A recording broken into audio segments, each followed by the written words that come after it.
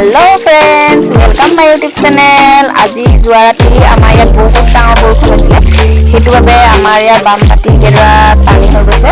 তাকে চাবলৈ দেখিছোঁ আমি দুডৰামান ৰুব পাৰিম আকৌ। সেইটো কাৰণে আমি এই আঁতৰৰ মানুহ ঘৰতে কঠীয়া দুটামান লৈ থোৱা আছিলে, সেয়াকে কঠীয়া তুলিবলৈ যাওঁ।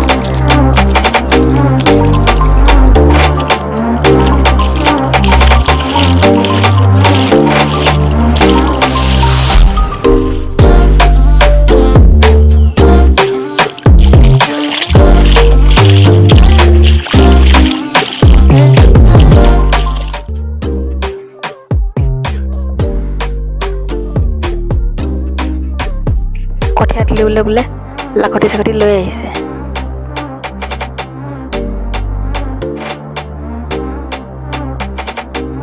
এয়া চাওকচোন, এয়া বাম মাটিটো কিমান পানী হৈছে দেখিছে নহয়।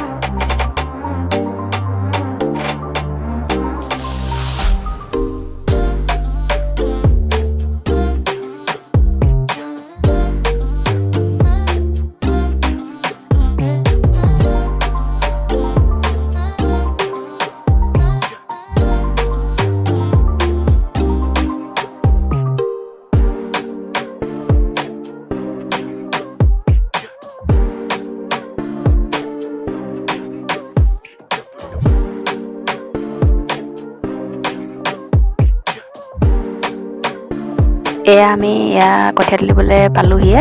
এই ৰোৱা দৰা কাষতে কাষতে আছে, তিন ঠাইত আছে এডোখৰ। আমি এয়াই তুলিম এতিয়া আমাৰ এয়া কঠীয়া তুলি পিয়াহ লাগিছে।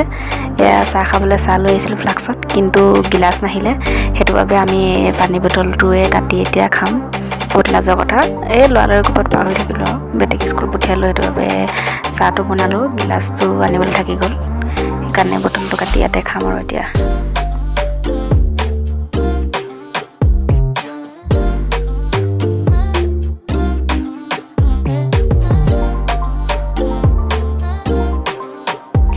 এয়া মালিকে বটল কটা এইডোখৰতে চাহ খাইছে, আৰু তাৰ পিছৰ বটলডোখৰত পানী থৈছোঁ এয়া পাছত খাবলৈ।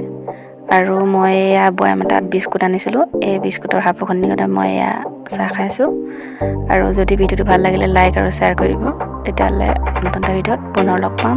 আজিলৈ বাই বাই।